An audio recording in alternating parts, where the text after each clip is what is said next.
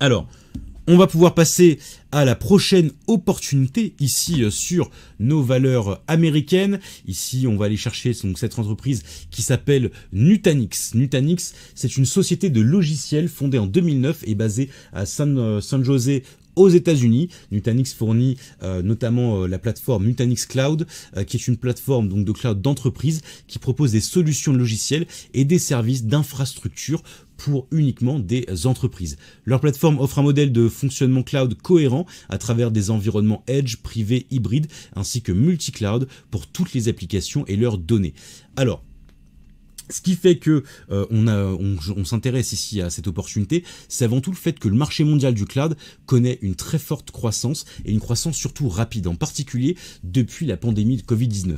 Les entreprises investissent de plus en plus dans les services d'infrastructure cloud afin de soutenir leurs opérations en ligne et le travail à distance. En 2023, les dépenses des entreprises de services en infrastructure cloud ont atteint les 270 milliards de dollars contre seulement 96 milliards en 2019. Et selon les prévisions de Market US, le marché mondial de l'informatique cloud pourrait atteindre les 1171 milliards de dollars d'ici 2027 et les 2974 milliards de dollars d'ici 2023 avec un taux de croissance annuel composé de 16,8%.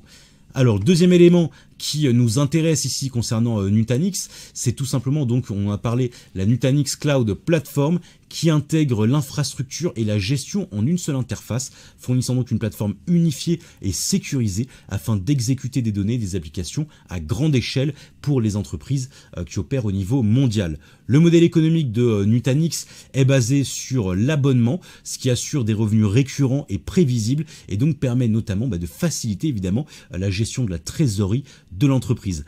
En termes de performance financière, Nutanix a vu son chiffre d'affaires augmenter de 17% en glissement annuel pour atteindre les 525 millions de dollars au troisième trimestre de l'exercice 2024. Le revenu récurrent annuel, donc l'ARR, a également connu une croissance impressionnante de l'ordre de 24% en glissement annuel pour atteindre les 1,82 milliards de dollars.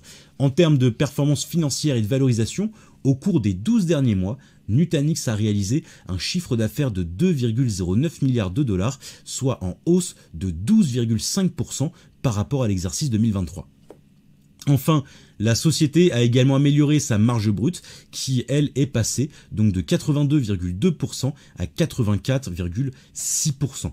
En termes de valorisation boursière, Nutanix négocie actuellement avec une prime par rapport donc à la moyenne de ses pairs en raison notamment de son taux de croissance attendu et de son potentiel d'expansion. Du côté des analystes de Wells Fargo, ici on a fixé un objectif de prix de 60 $ par action, tandis que chez Needham Company, ici on a valorisé Nutanix plutôt à 80 $ en termes de juste prix ici pour le titre. La valeur consensuelle pour l'instant du marché à Wall Street, ça la valeur moyenne pour l'instant, est donnée à 73 $, ce qui implique un potentiel de hausse de 39,2%. Mais là, attention, on est uniquement sur les objectifs du consensus.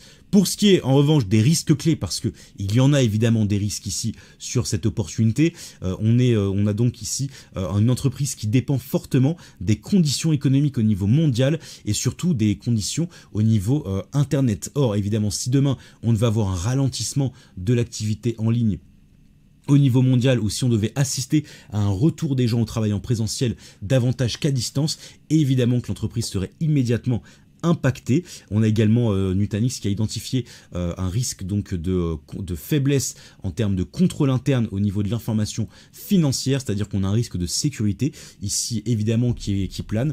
En cas de piratage ou de faille de sécurité, la sanction serait immédiate du côté des marchés. Donc ça, c'est évidemment à garder en tête ici sur ce type d'entreprise. Pour ce qui est du graphique ici, là encore, cette fois, on est sur un graphique en journée. Donc, chaque bougie représente une journée de cotation. On voit qu'on a eu donc une très grosse accélération haussière. On est venu chercher un record à 73,6 $ l'action. Un record qui a eu lieu fin mai. un record fin mai, avant d'avoir tout simplement une belle phase de prise de bénéfices, une phase de prise de bénéfices ici qui nous a ramené tout simplement sur un beau support de long terme. Et c'est justement le fait qu'on ait testé ce niveau de support avec des mèches et qu'on ne l'ait pas cassé qui me fait dire qu'on est potentiellement arrivé sur un bon niveau, un niveau intéressant pour se positionner à l'achat et commencer à travailler tout simplement la prochaine impulsion haussière. Et ça, c'est vrai que l'objectif ici il est très simple, rentrer sur un creux au plus bas afin de travailler la prochaine impulsion haussière qui devrait donc nous ramener sur notre objectif à 73 $ l'action. C'est l'objectif que je me suis fixé avec un potentiel donc à 38,34% ici de plus-value.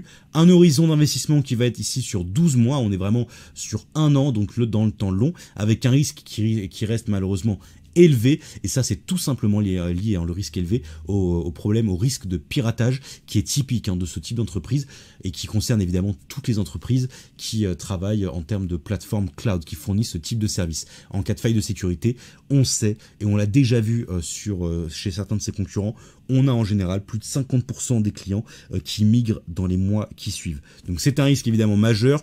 Pour l'instant, rien ne laisse penser, et en termes d'historique de l'entreprise, il n'y a jamais eu de faille de sécurité ni de piratage. Malgré tout, le risque reste présent, et c'est ce qui m'incite donc à classer cette opportunité en risque élevé malgré tout, pour aller chercher quasiment 40% ici de potentiel à la hausse. Je trouve que je suis prêt à payer ici pour prendre ce risque.